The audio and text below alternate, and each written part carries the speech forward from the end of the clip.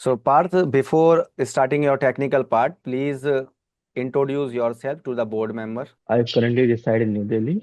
I've done my secondary and higher secondary education from DAV Public School in Janakpuri. Completed my BE in Electronics and Communication Engineering from Netaji Subhas Institute of Technology, University of Delhi. Uh, Currently, I'm working as a software developer, thus far from past 4 years. BARC exam, you are qualified from written examination or through GATE. I think so, maybe both. I've got the score of BARC exam rise for. Okay, so you are having a good rank in the GATE examination as well. I think 203 AIR. Yes, sir. Yes, sir. Okay, so might be through GATE score already you get selected for the Yes, interview. Okay. yes, sir. Okay, so you have prepared for GATE examination, right? Yes, sir.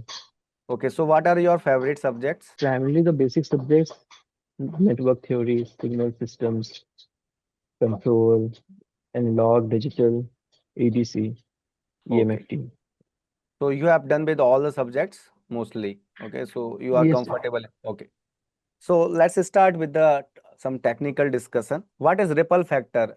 Do you have any idea about ripple factor in the rectifier circuits?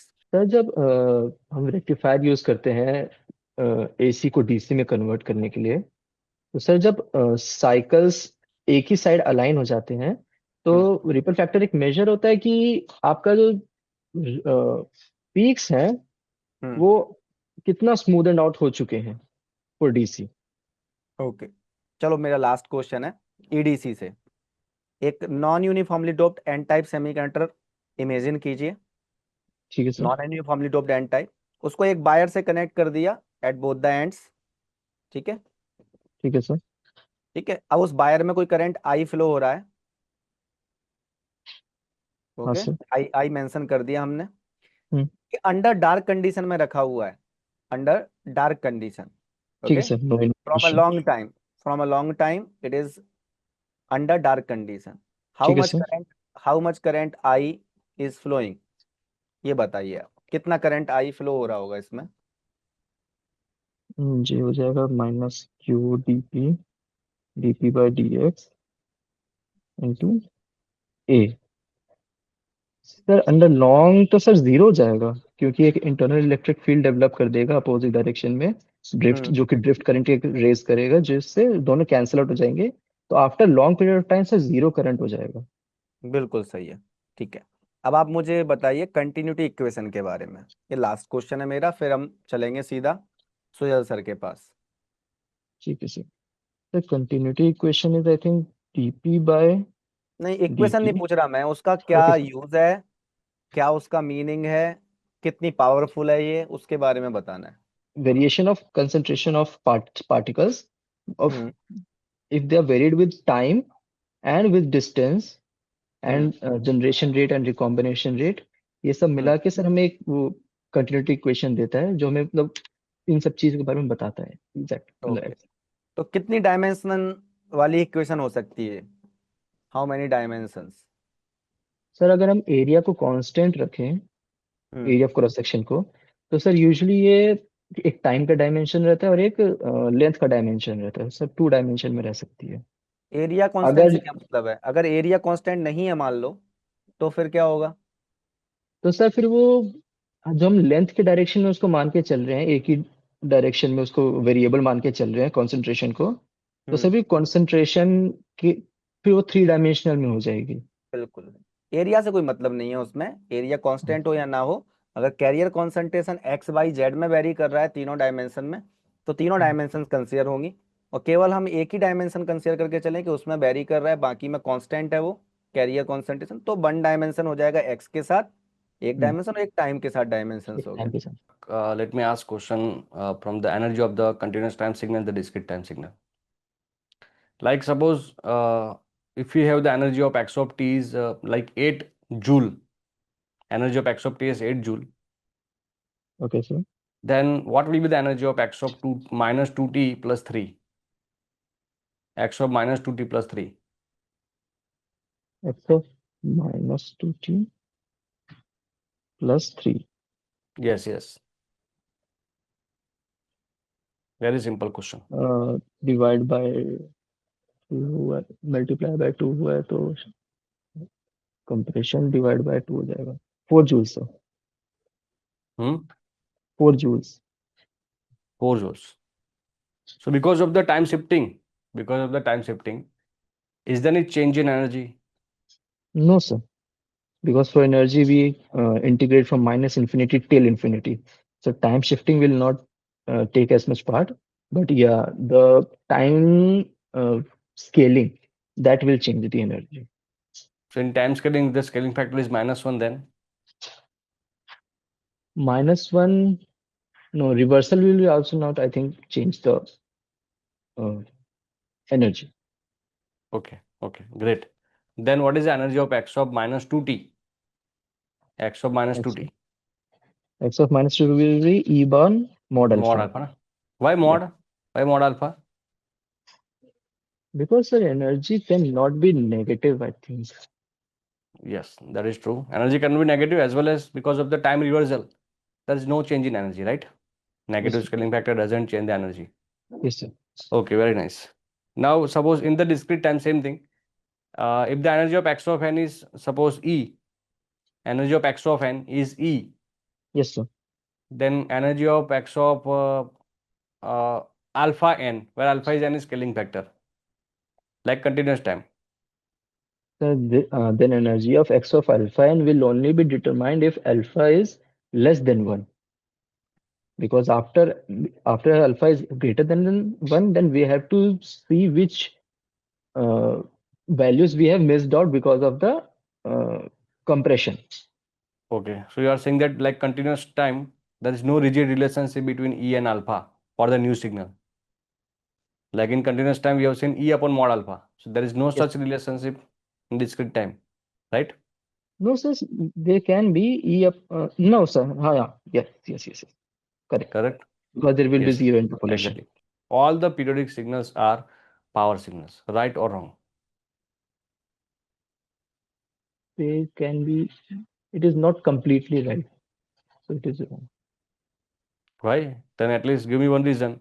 So because tan alpha, it tends to infinity within its period. So when we calculate power within that period, it becomes infinity because of that. Okay, so the given statement is wrong. Then can you make it correct? Can be a power signal if it is bounded within, if its value is bounded within one time period. That means absolutely integrable or absolutely Yes, summable. yes, sir. Very nice. Okay. What is the condition for the system to be linear? Under what condition we can say the given system is linear? Given system is linear if we take two inputs x1t and x2t, we apply them individually to the Just you can system, tell me the theorem only. additivity and homogeneity Yes, principle. yes, very nice. Okay, great. So suppose y of t equal to, just write down y of t equal to sine of x of t. Is this linear, non-linear? So this is non-linear. Non-linear system. Yes, sir. Okay, great. How to find stability of an LTI system from its impulse response? How to check system stability, stability of the LTI system for impulse response h of t or h of n? So if it is absolutely integrable or summable, then that system is that system is stable. आपका final कब है interview BARC का? So 22nd में. तो अभी आपके पास लगभग 1 महीना और उससे ज़्यादा का समय है। तो अब आप क्या करो, देखो फंडामेंटली तो आप सही हो, क्योंकि मैंने एक क्वेश्चन में चेक कर लिया कि वो नॉन यूनिफॉर्मली डोप दिया आपको और वायर लगा हुआ, तो आप क्लिक कर गए कि थर्मल इक्विलिब्रियम में है, अंडर डार्क कंडीशन करंट 0 होगा बिना बैटरी के। तो मतलब फंडामेंटल्स आपको याद आ पा रहे हैं। इस टाइप के क्वेश्चंस बिल्कुल आते हैं। अब देखो इस इंटरव्यू से आपको क्या सीखना है। सबसे पहले मैंने शुरुआत की ऐसे क्वेश्चन से जो मुझे पता था कि शायद आप आंसर दे पाएं या ना भी दे पाएं, practical application base. But at the end मैं लौट के कहाँ पर आया, फंडामेंटल्स पर। ऐसे हर इंटरव्यू में होता है, क्योंकि वो इंटरव्यू में बैठ के ये देखना चाहते हैं कि आप और बाकी के स्टूडेंट्स में क्या डिफरेंस है और कौन कितने हद तक जा पा रहा है। ठीक है, अगर आप प्रैक्टिकल वाले वो क्वेश्चंस बता देते स्टार्टिंग के जो 3 मैंने पूछे, वेल एंड गुड, नहीं बता पाया तो आपको माइंड में ये रखना है कि इन 3 के बाद भी आगे इंटरव्यू है। तो हो सकता है कि जब फंडामेंटल्स पूछे जाएं तो आप उसमें बहुत अच्छे से बता पाएं, तो मेकअप हो जाए कि सामने वाले के माइंड में ये छवि बन जाए कि ठीक है ये चीज नहीं बता पाए लेकिन फंडामेंटल इसके क्लियर है, इस कैंडिडेट के, ये अच्छा कर लेगा, राइट। और इसमें सीखने की कैपेबिलिटीज है क्योंकि रैंक दिख ही रही है, सब कुछ बात है ही, तो उनको ये तो पता है पढ़ा लिखा बच्चा ही है, लेकिन फंडामेंटल करेक्ट कर पा रहा है वो, तो बस ठीक है। तो उससे एक इंप्रेशन ये बन गया। अब डिपेंड करेगा बाकी बच्चों के कैसे इंटरव्यूज गए, ठीक है। तो अब आपको यहाँ पे ये ध्यान देखना है कि अगर 2-3 क्वेश्चन आप पे नहीं बनते हैं तो नेक्स्ट क्वेश्चन में आपको पुराने चीजों के बारे में भूल जाना है, उसी क्वेश्चन में फोकस रहना है। हो सकता है कि बाकी आप बहुत अच्छे से कर रहे हो। बाकी फिर आप आते हैं कि प्रैक्टिकल एस्पेक्ट्स पर। तो ऐसी प्रैक्टिकल जो एस्पेक्ट्स हैं ये जरूर आपको पता होनी चाहिए। तो थोड़ा थोड़ा अभी आपके पास जो टाइम है ना, इसमें क्या करो कि आपने जैसे जितने सारे सब्जेक्ट बताए, ओबियसली आपकी रैंक अच्छी है और आपने पढ़ा भी बहुत अच्छा होगा गेट में, तो आपको वो सारे सब्जेक्ट में कंफर्टेबल फील हो रहा होगा। बट आप उनको श्रिंक करके 3 या 4 सब्जेक्ट पर लेकर आ जाओ, जिससे आपको है ना ज्यादा नहीं सोचना पड़ेगा। फंडामेंटल वो कहीं से भी पूछेंगे किसी भी सब्जेक्ट के, तो आप बता ही लोगे। अब आप 3-4 सब्जेक्ट पकड़ लिए आपने जो भी आपके फेवरेट हैं। मान लो आपने नाम ले लिया कि सर मेरा सिग्नल है, कम्युनिकेशन है, ईएफटी है, नेटवर्क है, जो भी आपने लिए, ईडीसी है, एनालॉग है, जो भी 3-4, तो आप उसके ना थोड़ी थोड़ी प्रैक्टिकल एस्पेक्ट सर्च कर लो। तो आपको कुछ नहीं, गूगल पर जाओ या एआई वगैरह का यूज करके कि इस पर है ना प्रैक्टिकल एस्पेक्ट वाले क्वेश्चंस बना दो, तो वो आपको बना के देगा, आप उसके आंसर ढूंढो। और वो आंसर आपको समझ में आ रहे होंगे। अब जैसे मैं 1-2 क्वेश्चन के आंसर दूं, जैसे मैंने पहला क्वेश्चन जो पूछा कि स्पीकर में हम वॉल्यूम बढ़ाते हैं तो वॉल्यूम बढ़ाने पर हमें डिस्टॉर्टेड साउंड फील हो रहा होता है, ऐसा क्यों, इसको एम्पलीफायर के कॉन्सेप्ट के थ्रू बताओ। पढ़ा है आपने, बस उसी को मैं दूसरे तरीके से पूछ लिया। नॉन लीनियरिटी पढ़ी है ना हमने। मान लो ओप एम्प की आप ट्रांसफर कर्व बनाते हो, वी नॉट वर्सेज वी इन, उसको ही ध्यान रख लो, किसी भी एम्पलीफायर का याद ना हो। तो वो क्या बताता है आपसे कि एक लिमिट ऑफ सिग्नल जो हम लगाते हैं इसके इनपुट में, उसके लिए सिस्टम लीनियरली वर्क करता है और एक लिमिट के बाद ये नॉन लीनियरिटी में चला जाता है। और नॉन लीनियरिटी का मतलब ही होता है डिस्टॉर्शन या क्लिपिंग होने लगती है, ठीक है। तो आउटपुट प्लस बी सेट या माइनस बी सेट, तो अब आप चाह रहे हो कि मान लो आपने गेन बढ़ा दिया है तो स्लोप बढ़ेगा कैरेक्टरिस्टिक्स का, समझ गए। और कैरेक्टरिस्टिक्स का स्लोप बढ़ेगा तो अनडिस्टॉर्टेड पीक टू पीक सिग्नल आप बहुत कम रेंज का लगा पाओगे। तो वॉल्यूम बढ़ा के आप एक तरीके से कर क्या रहे हो, आप चाह रहे हो कि साउंड मुझे तेज सुनाई दे, एम्पलीफाई होकर सुनाई दे, मतलब आप गेन बढ़ाने की कोशिश कर रहे हो। और गेन बढ़ाओगे तो लीनियरिटी कम होगी और फिर आपके कहीं ना कहीं क्लिपिंग होना स्टार्ट हो जाएगी, डिस्टॉर्शंस आएंगे। That's why this is one of the reason from amplifier point of view कि ये पॉसिबल रीजंस होते हैं जिसकी वजह से हमें हाई वॉल्यूम करने पर साउंड थोड़ा डिस्टॉर्टेड सुनाई देता है। और भी रीजंस होते हैं जो भी उसके अंदर की मैकेनिज्म है आपके किसी भी स्पीकर के अंदर। फिर मैंने एलईडी ड्राइवर्स के बारे में पूछा, ठीक है, आप पढ़ लोगे, मतलब ये तो एक एग्जांपल्स दे रहा हूँ जिससे आपको समझ में आए कि कहाँ पर थोड़ा ही पढ़ना है हमें। और आप क्या करो, 2-3 3-4 सब्जेक्ट आप अपने उसमें लिखो और उनके प्रैक्टिकल एस्पेक्ट भी पढ़ पढ़ के आ जाओ। भले मॉक में यस कोई पूछे या ना पूछे, लेकिन तैयार होना चाहिए और फंडामेंटल तो होनी चाहिए, ठीक है।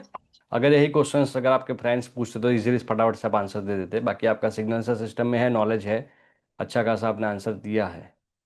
और मेन आपकी एक जो हैबिट मैंने देखी कि आप ऊपर देख के आप इधर उधर देख के कुछ आंसर देते हो फिर सामने आ जाते हो, तो वो थोड़ा हैबिट आप देख लो। सीधा जो पैनल रहेगा, जो बोर्ड मेंबर है, उनके सामने देख के ही बात करो। अदरवाइज क्या होता है कि ये कुछ कोई लोगों की हैबिट होती है ना कि सामने देख के बात नहीं करते या फिर आंसर नहीं देते, थोड़ा ऊपर देखेंगे, ऐसा लग रहा होता है कि ये सोच रहे हैं या फिर कंफ्यूज या फिर कुछ अरेंज कर रहे हैं। आराम से क्वेश्चन को समझो और देखो, आपके पास उसका आंसर है ही, बस किस प्रकार से आंसर देना है वो सोचिए, दैट्स इट। बाकी तो आप आराम से कर लोगे, अभी आपके पास समय है तो ये सब चीज़ों पे आप फोकस करिए। और टेक्निक कोई इंटरेस्टेड सब्जेक्ट है उसमें थोड़ा डीप में जाए, प्रैक्टिकल एप्लीकेशन सर ने जैसे बताया है एक सब्जेक्ट का। और पीएचडी के इंटरव्यू में डेप्थ में जाएंगे वो लोग। यूपीएससी वाले में क्या होता है कि टेक्निकल वाला थोड़ा ऊपर ऊपर से पूछते हैं, बाकी नॉन टेक्निकल पार्ट पूरा डिटेल में पूछते हैं। लेकिन पीएसयू के इंटरव्यू जो है जैसे बार्क हो गया ये, तो उसमें आपको थोड़ा डिटेल में जाएंगे, राइट। तो उस प्रकार से आप प्रिपेयर करिएगा।